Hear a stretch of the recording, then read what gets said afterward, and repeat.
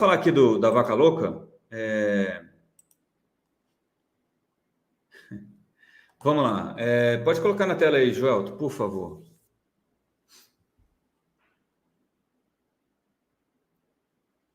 O Odilei sacou um negócio aqui, ó. Quem diria, meu estado do Pará vai ajudar, mesmo sem querer, o brasileiro a comer picanha. Pois é, pode ser, hein?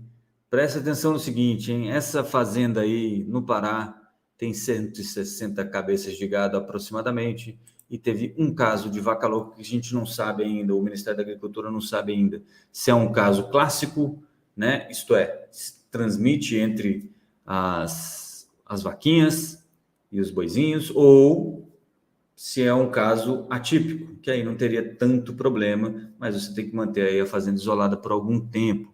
E aí diz o ministro aqui ministro da Agricultura, o Carlos Favaro,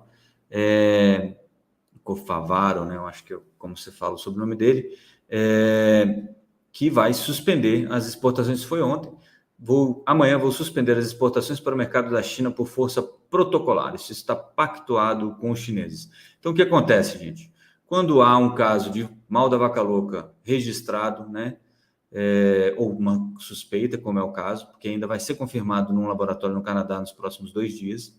Quando há um caso, o acordo que a gente tem com a China é que suspende-se essa exportação de carne para a China, porque os chineses simplesmente, né, estabeleceram essa troca com a gente. Então, suspendida a exportação de carne, as empresas que são mais sensíveis a essa venda de carne para a China vão sofrer um pouquinho mais. Deixa eu só pegar aqui a última frasezinha aqui. Estamos pegando essa amostra e encaminhando para confirmar que se trata de uma vaca louca atípica e não a clássica, né? Que eu já expliquei a diferença para vocês. Deve chegar lá entre hoje e amanhã, lá no Canadá, tá?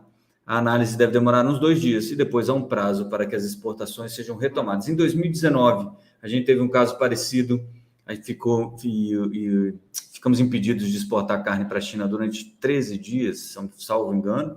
E em 2021 a gente teve outro caso e aí sim a gente ficou uns 3 meses sem poder até conseguir voltar a exportar carne para a China. O fato é que isso tem um impacto no IPCA, né?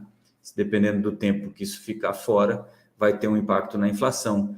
E isso pode ajudar o governo, de certa forma, a segurar um pouco da inflação, ao mesmo tempo em que falamos de reonerar o combustível, né? Então, as coisas estão meio intrincadas, né?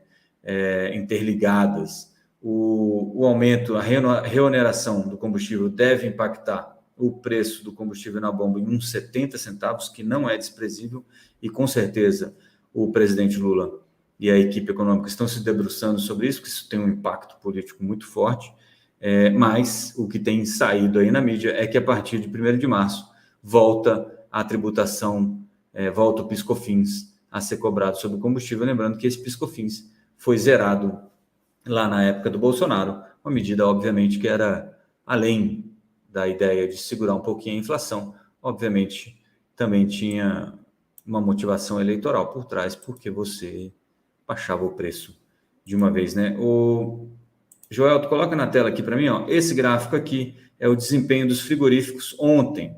Então, você tem aqui Brasil Foods caindo 6,7%, Marfrig caindo 4,7%, JBS caindo 4,3% e Minerva, que é mais exposta à China, caindo quase 8% no dia de ontem. Isso ainda sem a confirmação de que o caso era vaca louca mesmo, mas já existia suspeita. A confirmação foi durante a noite de ontem, né? Então após o pregão, então é muito possível que hoje a gente continue vendo um pouco dessa queda. O boi gordo caiu uns 3% durante o dia de ontem, deve cair um pouco mais. Por que muda um pouco do preço no Brasil, né?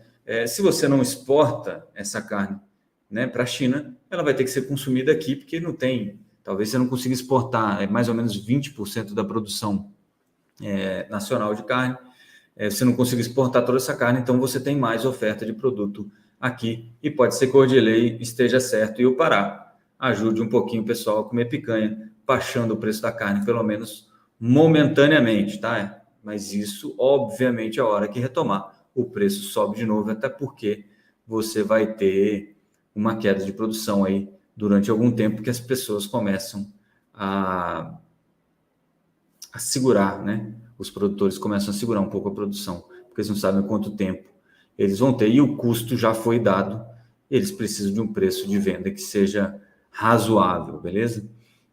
Então é isso, exportação de carne está suspensa para a China até segunda ordem, né? Até que isso seja resolvido, beleza?